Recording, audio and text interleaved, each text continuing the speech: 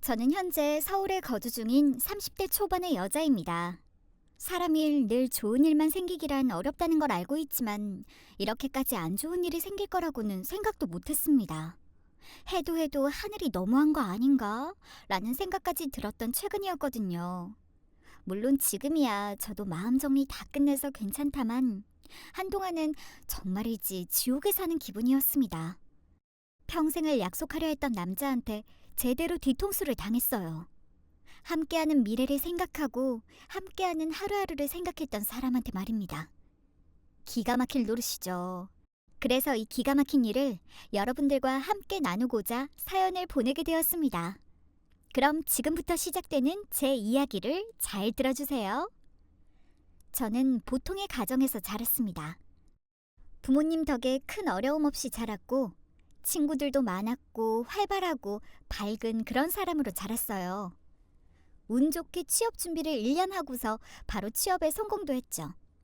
어찌 보면 평범해 보이지만은 나름대로 탄탄대로의 삶을 살아온 저였습니다. 직장 생활도 얼마나 좋았는지 몰라요. 저의 사수로 있던 직장 상사가 저를 좋게 봐줘서 소개팅 자리까지 마련해 주었으니 말입니다. 소영 씨는 참 대단해. 뭐랄까, 요즘 친구들처럼 되먹지도 않고 성실하달까? 소영 씨를 보고 있으면 기분이 좋아져. 사람이 참 밝아서 보기 좋아. 응? 다른 팀은 신입 잘못 들어와서 여러 명이 속 썩는다는데 우리가 운이 좋았지 뭐. 소영 씨처럼 성격 좋고 일 잘하는 신입이 들어왔으니 말이야. 어머, 정말요? 제가 커피라도 사드려야 하는 거 아닌지 모르겠네요. 예쁘게 봐주셔서 정말 감사합니다. 매번 일도 잘 도와주시고 항상 감사하게 생각하고 있어요. 제가 앞으로 더 열심히 하겠습니다. 그러라고 한 말이 아닌데 참. 우리 부서에서 소영 씨 열심히 하는 거 모르는 사람 있나 봐봐. 소영 씨 일 잘하는 거 우리 회사 사람들이 다 알아. 그런데 소영 씨 너무 그렇게 열심히 하려고 하지 마. 그러다 나중에 힘든 건 본인이야. 선배로서 하는 말이니까 잘 새겨들어. 지금도 충분히 잘하고 있으니까 염려 말고. 알겠지? 아, 그나저나 소영 씨. 혹시 말야 남자친구 없지? 손에 반지 낀 것도 없고 프로필 사진 보니까 남자친구랑 찍은 사진도 없는 것 같던데. 혼자 맞지? 네, 안타깝게도 혼자입니다. 이제 저도 좋은 사람 찾아봐야죠. 그런데 그건 갑자기 왜 물으세요? 역시 내 생각이 맞았네. 아니, 이렇게 젊고 꽃다운 나이에 왜 남자친구 하나 없이 그러고 지내? 그래서 말인데, 내가 우리 소영 씨한테 괜찮은 사람 하나 소개해 주려고 하는데, 어때? 생각 있어? 아, 정말로 소개팅 해 주시려고 하시는 거였어요? 아는 무슨 아야. 그냥 한번 나가봐. 한창 좋은 나이에 남들 다 하는 연애도 하면서 살아야지. 지금이 제일 예쁠 땐데. 그럼 내가 그쪽이랑 일정 조율해서 소영 씨한테 연락해줄게. 한번 잘해봐. 사실 저 당시에 저는 누군가를 소개받을 생각이 없었어요. 온 신경이 일에 집중되어 있었고 업무 따라가려고 가랑이 찢어질 지경인데 연애 따위가 웬 말인가요? 그래서 진실한 제 속마음은 소개받고 싶지 않다고 말씀드리고 싶었으나 저를 생각해서 저리 말씀해 주시는데 거절하는 것도 예의가 아닌 것 같더군요. 더군다나 저를 참 예뻐해 주시는 걸 알기 때문에 더더욱 거절하기가 힘들었어요. 그래서 어쩔 수 없이 소개받기로 했습니다. 다만 예의상 나가는 자리이기 때문에 어느 정도 시간만 보내고 인연이 아닌 것 같다며 거절할 생각이었습니다. 그리고 주말에 소개팅하게 되었죠. 약속된 자리에 나가니 한 남자가 앉아 있었습니다. 저 사람인가 싶어 가까이 다가갔는데 이상하게 낯이 익더라고요. 안녕하세요. 혹시 오늘 소개팅하기로 하신 분 맞나요? 안녕하세요. 이렇게 이야기를 처음 나누게 되네요. 저 모르시겠어요? 회사에서 몇 번 봤는데 저 혼자만 기억하고 있는 건가 보네요. 아니에요. 저도 기억하고 있어요. 초면 아닌 거 맞죠? 어쩐지 아까부터 계속 낯이 익다고 했어요. 회사에서 몇 번 뵌 것 같기도 하고. 저는 같은 회사분을 소개해 주시는 건 줄 몰랐네요. 아, 그래요? 상엽이 형이 말을 안 했나 봐요. 저랑 상엽이 형이 동네 형 동생 하는 사이거든요. 회사 밖에서는 형이라고 불러요. 아마 형이 혹시나 소영 씨가 부담 느끼실까 봐 그랬나 봐요. 저 실은 제가 소영 씨 소개해 달라고 졸랐거든요. 안 오시면 어쩌나 마음 졸이고 있었는데 이렇게 나와 주시다니 제가 영광입니다. 세상에나, 사회생활을 하기 시작한 20살 때부터 절대로 하지 말자고 했던 것이 캠퍼스 커플, 사내 커플이라고 생각을 해왔었는데 상사가 회사 사람을 소개해 줄 거라고는 정말 상상도 못했습니다. 그냥 아는 지인을 소개해 주시는 거라고 당연하게 생각했는데 회사에서 계속 마주쳐야 하는 사람이다 보니 거절하게 되면 앞으로 마주칠 때 어찌해야 하나 난감하더군요. 그래도 알게 뭐야 라는 생각으로 어떻게 정중히 거절할까 열심히 머리를 굴렸습니다. 이런 제 마음을 아는지 모르는지 과장님은 앞에서 신나게 떠들었습니다. 아무래도 좀 불편하시죠? 제가 나와서 많이 놀라셨을 것도 같네요. 솔직히 말씀드리면 고민 많이 했어요.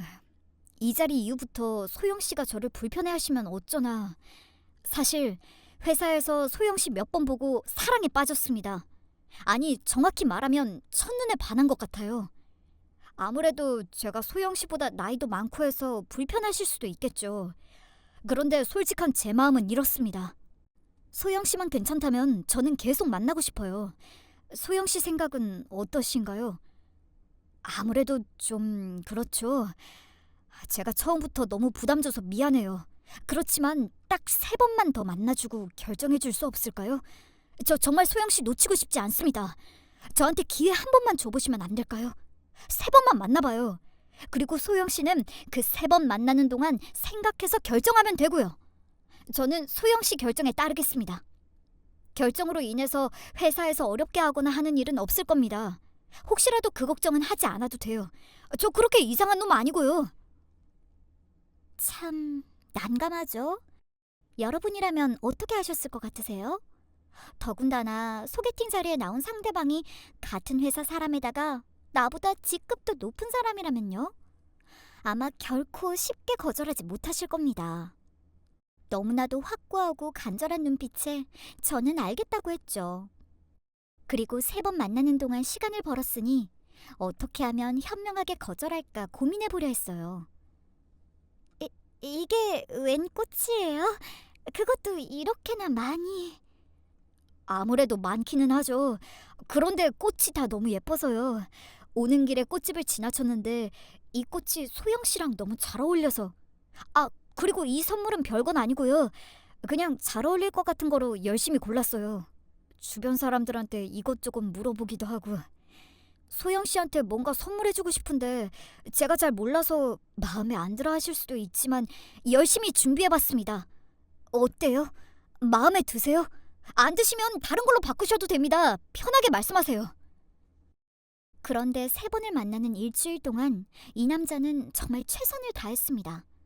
어떻게 최선을 다했느냐고요? 첫 만남은 꽃다발과 선물을 건네며 제게 잘 보이려고 노력했습니다. 첫 번째 만남부터 꽃다발의 선물 공세가 장난 아니었습니다. 조금 많이 부담스러웠어요. 어떻게 거절하면 좋을까 궁리하던 중에 이런 선물을 받게 되니 마음이 불편해졌습니다. 그리고 만나는 기간 내내 일절 돈을 못 쓰게 하더군요. 말 그대로 10원 한 푼도 말입니다. 에헤이, 이런 건 제가 내겠습니다. 소영 씨는 그냥 맛있게 드시고 좋은 것만 보시면 돼요. 앞으로 지갑 들고 나오지 마세요.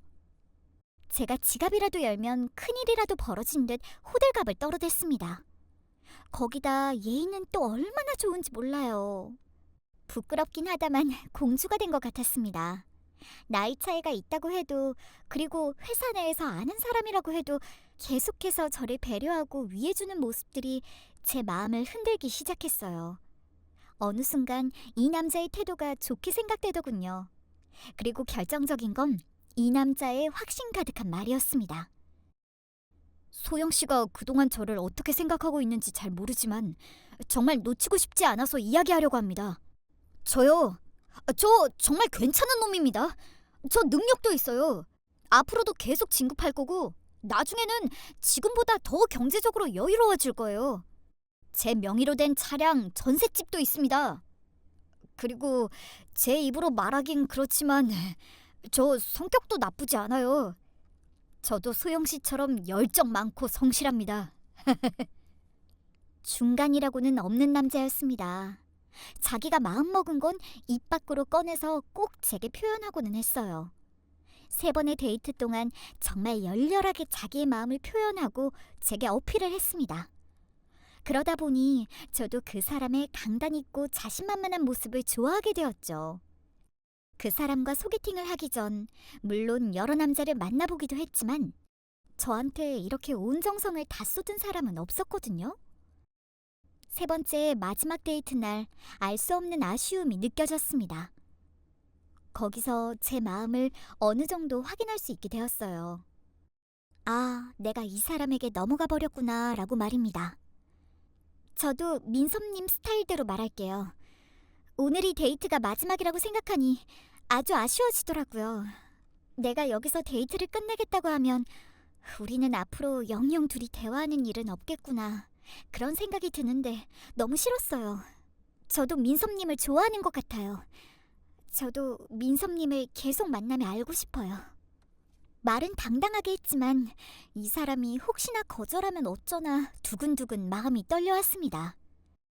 그런 제 마음을 다독여주기라도 하는 것처럼 그 사람은 정말 행복한 표정으로 활짝 웃으며 좋아했죠. 그렇게 우리 둘은 본격적으로 연애를 시작했습니다. 사귀는 동안 남자친구는 제게 정말 잘했어요. 항상 데이트 비용에 제 돈을 못 쓰게 했고 화장품, 액세서리, 가방 등등 많은 선물을 주기도 했습니다. 그리고 우리의 연애는 회사에 소문이 나면서 주변 사람들이 절 부러워했죠. 소영씨, 민섭님이랑 연애하는 거 어때? 엄청나게 잘해주시지? 되게 자상하시잖아. 회사에 소문 다 났어. 민섭님이 소영씨 자랑을 얼마나 하고 다니는데. 아휴, 부럽다.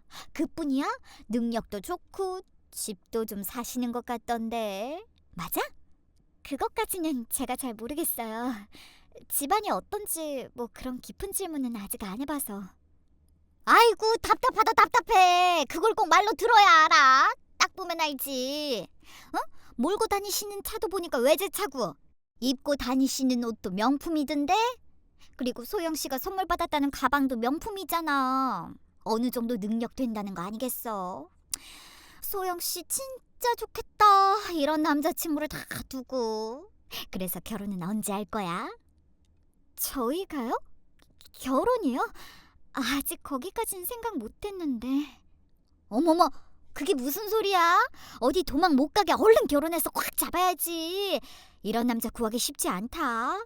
시간만 질질 끌다가 다른 여자가 채가면 어떻게 하려고 그래? 아, 뭐 그건 그렇죠. 그러니까 얼른 결혼해서 데리고 살아. 앞으로 우리 소영 씨는 좋은 일만 많겠어. 진짜 부럽다. 주변 사람들 모두 제게 남자친구 잘 뒀다면서 얼른 결혼하라고 이야기했습니다. 아직 연애한 지 그리 오래되지도 않았는데 결혼 이야기를 들으니 이르게 생각하신다 싶었지만 들으면 들을수록 그래, 이만한 사람 어디 없지 라고 생각하게 되더군요. 그리고 남자친구는 항상 자기는 언제든지 준비되어 있으니 원하는 시기에 결혼까지 생각하고 있다고 말해주었습니다. 그래서 저도 이때부터 슬슬 결혼을 염두에 두고 있었죠. 그리고 사귄 지 반년쯤 지나니 남자친구는 본인 나이도 있는데 우리 슬슬 결혼 준비하면 좋을 것 같다고 이야기했어요. 결혼? 우리 만난 지 이제 6개월밖에 안 됐는데 벌써 결혼 준비하자고? 너무 이른 것 같은데. 이르다고 생각할 수 있는데 내 나이도 그렇잖아. 자기랑 6살이나 차이 나는데 1살이라도 젊고 멋있을 때 우리 서영이랑 결혼하고 싶어서 그렇지. 자기는 아직 나랑 결혼할 생각이 없는 거야? 나는 자기랑 데이트하고 헤어질 때마다 아쉬워 죽겠는데 자기는 아니구나. 아니, 그런 게 아니라 결혼할 생각이 없는 건 아닌데 진지하게 고려해보지 않아서 좀 당황스러운 건 사실이야. 자기야, 소영아, 걱정할 거 없어. 나 믿고 따라와 주면 돼. 자기도 알잖아. 나 능력 되는 거. 내가 자기 하나 못 책임지겠어? 그러니까 우리 아까운 시간 끌지 말고 얼른 결혼하자. 어? 내가 결혼하면 지금보다 더 자기한테 잘할게. 나 그동안 자기한테 하는 거 봤으면 자기도 어느 정도 예상했을 거 아니야. 나 진짜 괜찮은 남자야. 결혼 좋죠. 그렇지만 저는 일도 중요했습니다. 아무리 세상이 바뀌었다 해도 결혼하면 그만큼 여자가 포기해야 할 부분이 더 많을 거라고 저는 늘 생각했어요. 그래서 더더욱 고민되기도 했죠. 이런 제 마음을 모르는 남자친구는 계속해서 결혼하자며 졸랐고 어느 순간 저는 그 사탕발림에 홀딱 넘어가고 말았죠. 제대로 말입니다. 사람이 정말 괜찮아. 내가 너희한테도 말했었잖아. 우리 오빠 진짜 괜찮은 사람이라고. 경제적으로도 나보다 훨씬 여유 있고 일단 사람이 정말 괜찮아. 나한테 하는 거 너희도 봤잖아. 그거야 우리도 알기는 하는데 아직 만난 지 1년도 안 된 것 같은데 벌써 결혼을 한다니까 그게 조금 걱정이 되기는 한다. 제 주변 지인들은 너무 이른 결혼 결정에 걱정하기도 했습니다. 지인들 말을 들었어야 했어요. 하지만 저는 바보 같게도 남자친구에 대한 확신을 믿었죠. 이 사람이라면 앞으로 제가 하는 일에 대해서 전적으로 지지해 줄 것이라고 말입니다. 서로 존중하며 살 수 있는 부부라면 미래가 행복할 것 같았죠. 그래서 남자친구와의 결혼을 결정하게 되었어요. 어쩌지? 오늘도 야근일 것 같은데 자기 먼저 집에 가 있어. 나 일 최대한 빨리 마치고 갈게.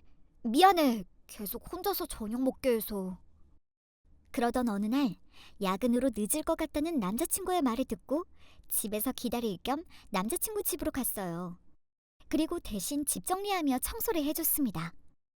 그런데 평소 잠겨져 있는 서랍이 이날따라 열려 있더군요. 가끔 집에 와서 볼 때면 뭐가 있나 궁금했었는데 순간의 호기심으로 저는 그 서랍을 열어봤습니다. 안에는 각종 서류가 들어있었어요. 여러 서류를 살펴보던 중 부동산 계약서를 발견했는데 저는 깜짝 놀라고 말았습니다. 분명 남자친구의 오피스텔은 전세라고 했는데 서류상에는 월세라고 명시되어 있더군요. 이게 어떻게 된 건가 싶어 멍하니 쳐다보고 있었어요. 그때 마침 남자친구가 일을 마치고 집에 왔습니다. 소영아, 자기야, 나왔어. 많이 기다렸지? 혼자 뭐하고 있었어? 에이, 밥 먼저 먹으라니까 아직도 안 먹었어? 이건 뭐야?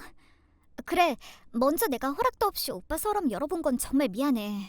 그냥 정리해주려다 서랍 문이 살짝 열려있어서 호기심에 한번 열어봤어. 그러다 내가 지금 이 부동산 계약서를 봤는데 이 집 전세라고 하지 않았어? 그런데 여기 서류상에는 월세라고 되어 있네?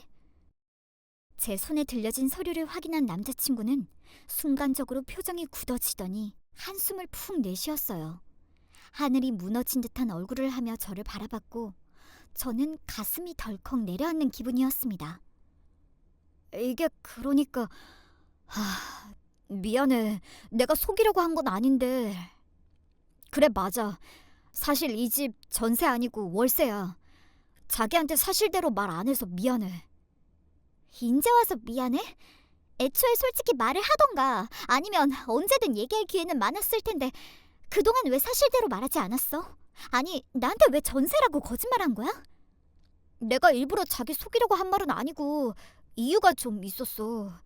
실은 우리 본가에 좀 일이 생겨서 내가 처리해주느라 전세 자금을 빼고 월세로 전환한 거야. 그래도 다 해결되는 거니까 너무 걱정하지 않아도 돼. 오해하게 만들어서 자기한테는 정말 미안하고 일이 다 마무리되면 내가 나중에 다 설명할게. 정말이야. 이번엔 자기한테 숨기는 것 없이 다 말할게. 남자친구는 제게 진심으로 미안해했고 저는 그런 남자친구에게 알겠다고 했습니다.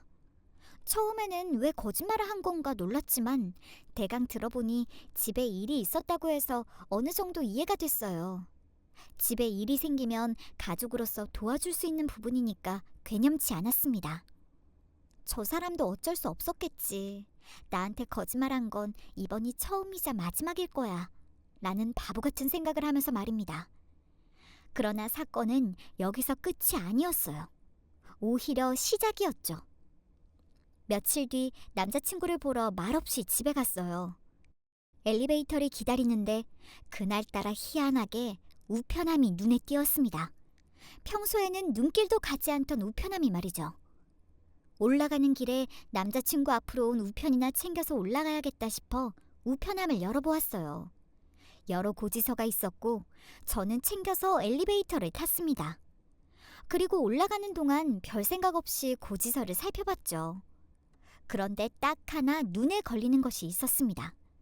바로 은행 독촉장이었죠. 이게 뭔가 싶었어요. 그래서 저는 남자친구 집에 들어가 고지서를 보여주며 물었습니다. 오빠, 혹시 대출받은 거 있어? 오빠 집에 오다 보니까 우편함이 보이길래 챙겨왔어. 그런데 보다 보니까 독촉장이 있던데? 아이고, 그거 별거 아니야. 진짜 별거 아니라니까. 그냥 좀 필요해서 대출 좀 받았어. 필요해서? 어디에 돈이 필요했길래 대출까지 받았어? 혹시 저번에 이야기한 거랑 같은 거야? 집에 일이 생겨서 전세자금 월세로 돌렸다며 돈이 더 필요해서 대출까지 받은 거야? 아니야, 그런 건 아니야. 그건 전세자금으로 대강 마무리했고, 이건 실은 자동차 대출 받은 거야. 자동차 대출? 오빠 지금 타고 다니는 그 자동차 말하는 거야? 그럼 지금 그 외제차를 대출받아서 샀다는 소리야? 대출까지 받아서 굳이 차를 샀어야 해? 갚는 중이야. 그런데 다른 곳으로 들어갈 돈이 생기다 보니까 제때 돈을 잘 못 내서 독촉장이 날아왔네. 그런데 신경 쓰지 마. 돈 들어올 때 있으니까 내일 당장 해결할 수 있어. 남자친구의 말을 들으니 저는 황당했습니다. 뭐 일부러 저를 속이려 한 행동은 아니겠지만 알고 보니 집은 전세가 아니라 월세고 거기다 차도 대출 껴서 산 차였다는 걸 알게 되니 이게 뭔가 싶더군요. 그리고 얼마나 어려우면 원금과 이자를 제대로 못 내서 독촉장이 날아왔나 싶었어요. 남자친구를 생각하니 저는 심란해졌습니다. 이런 제 마음을 눈치챘는지 남자친구는 진지하게 제 손을 잡고 이야기했어요. 소영아, 미안해. 많이 놀랐지? 그런데 자기야, 내가 정말 자기 속이려고 일부러 거짓말한 건 아니야. 정말이야. 그러니까 이런 내 마음은 진실하다는 걸 믿어줘. 그렇다고 자기한테 계속 비밀로 하려는 생각은 아니었어. 집안일 어느 정도 해결되면 그때 사실대로 말하려고 했고, 나한테 어느 정도 실망했겠지만 충분히 해결할 수 있는 일이라서 그랬어. 앞으로는 뭐든지 다 사실대로 말할게. 그리고 이 일 해결되면 그것도 다 말해주고 그럴게. 그러니까 기분 풀어 자기야. 어? 남자친구의 말을 듣고 저는 어떻게 해야 할지 몰랐습니다. 사정이 생겨서 그렇게 됐다고 해도 제가 알지 못했으면 계속 숨기려 하지 않았을까 생각하게 됐어요. 그러다 보니 혼란스러움이 커졌습니다. 비록 남자친구의 능력을 보고 결정한 결혼은 아니지만 그래도 부부는 신뢰가 제일 중요하잖아요. 결혼 전부터 이런 부분들로 신뢰에 금이 간다면 과연 결혼해서는 어떨지 고민하게 됐습니다. 저는 남자친구에게 조금 시간을 갖자고 말했어요. 벌써 2개의 거짓이 나왔는데 앞으로 더 어떤 게 나올지 무서웠습니다. 남자친구는 그런 제게 무릎까지 꿇으며 울고불고 매달렸습니다. 그게 무슨 소리야? 나는 싫어, 자기야. 내가 정말 자기한테 거짓말하고 속이려고 그런 게 아니야. 제발 내 진심을 믿어줘. 나 자기 정말 사랑해. 자기 없으면 난 죽을지도 몰라. 잘못한 부분은 인정할게. 그런데 자기가 생각하는 것처럼 내가 속이려고 했던 건 아니야. 자기야, 나 버리지 마. 제발. 아무리 눈물로 호소하고 매달려도 이때 매몰차게 거절했어야 했는데 울면서 매달리며 사랑을 고백하느냐고 마음이 약해져서 며칠 동안의 시간을 갖고 다시 남자친구를 받아주게 되었습니다. 지금 생각해보면 정말 제가 미쳐도 단단히 미쳤던 것 같아요. 사랑에 눈이 멀어서 이런 걸 속인 남자친구를 받아준다는 것을 말이죠. 그렇게 대출 사건은 묻어둔 채 본격적인 결혼 준비를 하기 시작했습니다. 우선은 양쪽 집에 방문하여 인사를 드리기로 했습니다. 남자친구가 우리 집에 방문하였고 그 다음 제가 남자친구 집에 방문하게 됐죠. 처음으로 인사드리는 것이니 잘 보이기 위해서 저는 정성스러운 선물을 준비해 갔습니다. 집에 들어가자마자 어머니께 인사드렸습니다. 아유, 진작 좀 놀러 오지. 결혼할 때 돼서 오는 게 어디 있니? 나는 그동안 우리 아들 여자친구 얼마나 궁금했는지 몰라. 자주 놀러 왔으면 빠르게 얼굴 트고 친해졌을 텐데. 그러게요. 제가 거기까진 생각 못했어요. 죄송해요. 그래도 앞으로는 자주 찾아뵙고 그럴게요. 그리고 이건 별거 아니지만 어머님 드리려고 준비했어요. 마음에 드실지 모르겠네요. 어머나 세상에, 선물을 뭐하러 준비했어?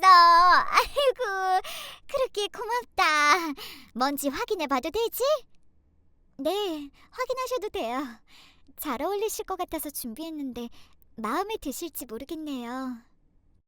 저는 예비 시모를 위하여 백화점에서 괜찮은 브랜드의 스카프를 구매했어요. 그래도 첫 만남에 드리는 선물이다 보니 나름대로 가격이 있는 브랜드로 준비했습니다. 예비 시모는 스카프를 꺼내서 이리저리 살펴보더니 아무렇지 않게 스카프에 붙어있는 가격표를 확인하셨어요. 저로서는 좀 무례하게 보이는 행동이었죠. 이거 비싼 거네? 우리 아들 말이 맞긴 맞나 보다. 우리 며느리 집 잘 산다고 하더니 이렇게 통 크게 예비 시어머니 선물도 사주고. 고마워. 잘하고 다닐게. 그런데 말이 나와서 하는 말인데, 우리 며느리 집 잘 살잖니? 결혼하면 혼수는 어떻게 할 생각이야? 뭐 알아봐둔 건 있고? 예비 시모의 발언에 저는 남자친구를 쳐다봤습니다. 저는 저런 말을 한 적이 없었거든요. 저희 집이 잘 산다느니 그런 말을 한 적이 없었습니다. 저와 눈이 마주친 남자친구는 배시시 웃으며 말했어요. 에이, 잘 사는 거지. 자기 집 그 정도면 잘 사는 편이지. 우리 집보다 경제적으로 훨씬 낫잖아. 그래, 나도 우리 애한테 들어보니까 잘 사는 것 같더구먼 뭘. 저번에 우리 아들이 너희 집에 인사드리러 갔을 때 집 보고 깜짝 놀랐다고 하던데. 아이고, 우리 아들이 여자친구 하나 참 잘 얻었지 뭐. 아이, 그래서 우리 예비 며느리는 혼수 계획이 어떻게 되나요? 결혼하기 전에 돈은 얼마나 모아놨어?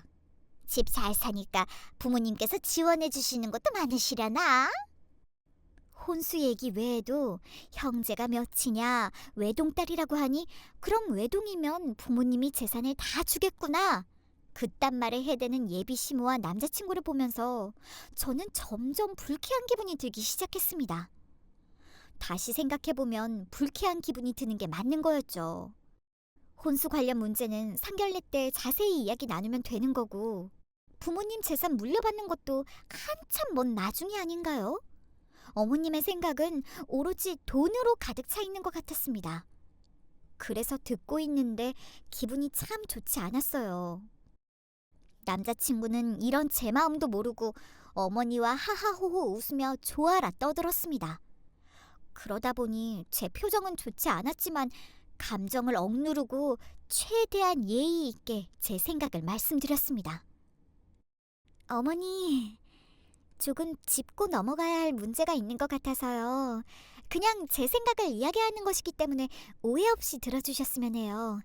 일단 먼저 말씀해주신 혼수 문제는 상견례 때 저희 부모님과 자세히 이야기하시면 될 것 같아요.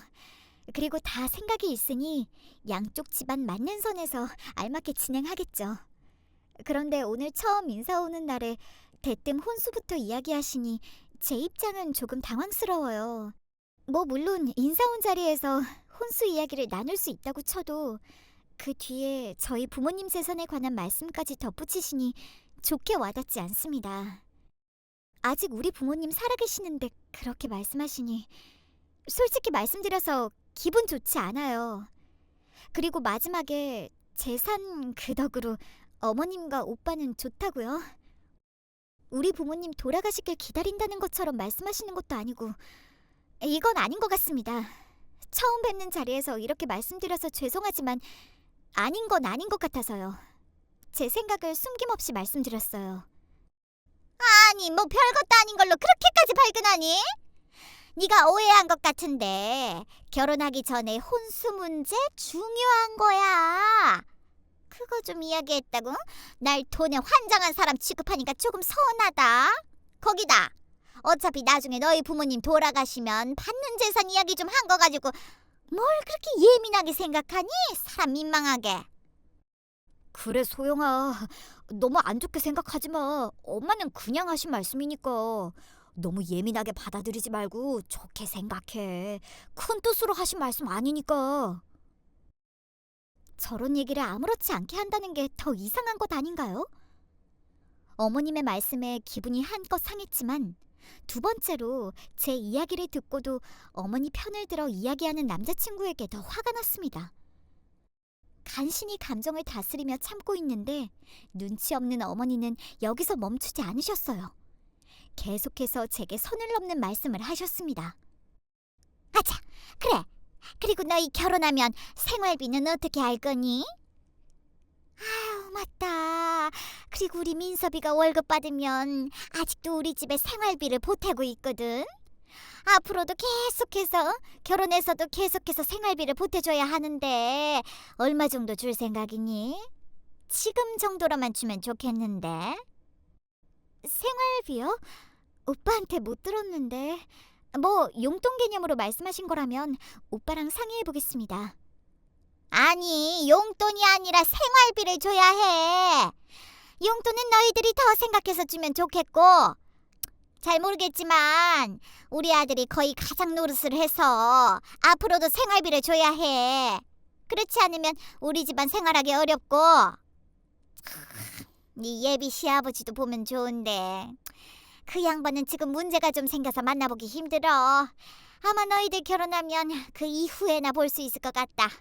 아휴, 좋은 이야기도 아니고 이건 나중에 결혼하면 차차 말하기로 하고 얼른 밥부터 먹자. 배고플 텐데 내가 너무 붙잡고 이야기 나눴네. 예비 시어머니는 서둘러 저녁을 차려주셨고 함께 식사하고 인사 자리를 마무리했습니다. 어머님께 인사를 하고 집에서 나와 남자친구와 함께 차를 탔어요. 그리고 출발하려는 남자친구를 멈추게 하고 잠시 이야기 좀 하자고 했습니다. 예비 시모와 남자친구가 주고받는 이야기가 계속 마음에 걸리기도 했고 찝찝한 부분도 있어서 아무래도 이야기를 좀 나눠야 할 것 같았죠. 오빠 잠깐만, 우리 이야기 좀 해. 오빠 나한테 뭐 숨기는 거 없어? 아무래도 오빠 나한테 뭐 숨기는 거 있는 것 같아. 어머님도 그렇고. 아까 이야기하실 때 아버님 말씀 피하시는 것도 그렇고 또 생활비는 뭐야? 이야기하는 내내 계속 뭔가 수상했어. 숨기는 게 있다면 사실대로 이야기해줘. 숨겼다가 나중에 또 나한테 들켜서 나 실망하게 하지 말고 사실대로 다 말해. 아휴, 또 무슨 소리를 하는 거야. 아니야, 소영아. 네가 생각하는 그런 거 없어. 속일 사람을 속여. 오빠 거짓말하면 다 티나거든? 내가 오빠 표정을 모르는 것도 아니고. 지금 사실대로 말해. 내가 나중에 알게 되면 정말 일 커질지도 몰라. 그러니까 얼른 사실대로 말하라고. 나한테 뭔가 숨기는 게 있는 거지. 그래, 알겠어. 사실대로 다 이야기할게. 절대 숨기려고 그런 건 아니고 엄마가 아직은 이야기하지 않는 게 좋을 것 같다고 하셔서 말하지 않은 것뿐이야. 사실은 내가 예전에 집에 일이 생겼다고 했던 거 기억나? 실은 그게 우리 아버지와 관련된 일이었어. 우리 아버지 지금 도망 다니고 계시거든. 뭐? 도망? 우리 아버지가 게임장 운영하셨거든. 예전부터 몇 번 하셨어. 그때부터 우리 아버지가 변하기 시작했고 어느 순간에는 가족들 몰래 자기가 사행성 게임에 빠져서 다니시더라고. 그러다 신고가 들어가서 가게가 망했는데 그게 다 빚으신 거야. 아버지 빚으로 우리 가족이 길거리에 나앉을 뻔했는데 겨우겨우 급한 불은 껐어. 난 예전부터 계속 아버지가 진 빚 갖고 있었고 이제 얼마 남지 않았어. 그래서 내가 계속 생활비를 보태고 있는 거야. 그리고 얼마 남지 않았어. 한 2억 정도? 그 정도면 금방 갚을 수 있으니까 괜찮아. 뭐? 2억? 오빠 머리가 어떻게 된 거야? 아니면 그동안 갚은 돈이 훨씬 더 많아서 2억을 얼마 남지 않았다고 생각하는 거니? 어떻게 2억이 얼마 남지 않은 거야? 웬만한 집 전세금인데 2억이 누구 집게 이름인 줄 알아? 큰 돈인 거 나도 알아. 물론 나 혼자 갚으면 더 오래 걸릴 수 있겠지. 그런데 오빠한테는 우리 소영이가 있잖아. 오빠 혼자서 벌어서 갚는 것보다 자기랑 같이 모아서 갚을 수 있으니까. 우리 이제 결혼하면 함께 돈 관리 잘하면서 급이 얼른 갚아나가자. 그러면 우리 정말 금방 갚을 수 있어. 몇 년만 바짝 벌어서 갚으면 다 청산할 수 있을 것 같아. 뭐? 지금 그게 무슨 소리야? 그 빚을 나랑 같이 갚자고? 그게 나한테 할 소리야? 오빠 정말 제정신 아니구나. 내가 그 돈을 왜 갚아? 소영아, 자기야말로 무슨 말을 그렇게 서운하게 해. 우리 결혼하면 부부잖아. 부부는 일심동체라는 말 못 들어봤어? 좋은 일이든 안 좋은 일이든 함께 감당하고 해결해야지. 그게 부부 아니야? 그리고 결혼해서 같이 돈 버는데 너 돈 내 돈이 어딨어. 다 같은 돈이지. 말 되게 서운하게 한 거 알아? 남자친구의 말을 들으니 저는 입을 다물 수 없을 정도로 경악할 수밖에 없었습니다. 어떻게 저런 생각을 하고 제게 말할 수 있는지 도통 이해되질 않았어요. 그리고 한순간에 정신이 번쩍 들었습니다. 남자친구에게 미쳐 흐려졌던 정신이 맑아진 기분이라고 할까요? 제정신을 차린 저는 잠시 생각 정리를 한 뒤 남자친구에게 말했습니다. 말이 되는 소리를 해. 아무리 부부라도 함께 책임져야 할 의무는 없어. 난 오빠가 이런 미친 생각을 하고 있는지 정말 꿈에도 몰랐다. 내가 열심히 일해 번 돈을 왜 오빠네 집에서 진 빚을 갚는 데 들어가야 해? 나한테 의논해서 부탁을 구하는 것도 아니고 일방적으로 아예 같이 갚아나가자는 식이라서 솔직히 오만정이 다 떨어져. 그리고 결혼 전에 이렇게 행동해준 오빠한테 고마울 뿐이야. 그러지 않았으면 아무것도 모르고 결혼해서 큰일 날 뻔했어. 내 인생 아주 거덜나서 제대로 똥 밟을 뻔했네. 안 그래? 내 말이 틀려? 그래, 100번 양보해서 집 월세부터 대출받아서 산 자동차까지는 여차여차 이해한다고 쳐. 그런데 이건 아니지. 넌 진짜 내 인생에서 최악의 선택이 될 뻔했다. 결혼하기 전에 알아서 다행이지. 우리 결혼 파혼해. 그리고 지금 이 시간부로 헤어지자. 그게 서로한테 좋을 것 같아. 저는 남자친구에게 이별과 파혼을 통보하고 급히 차에서 내렸습니다.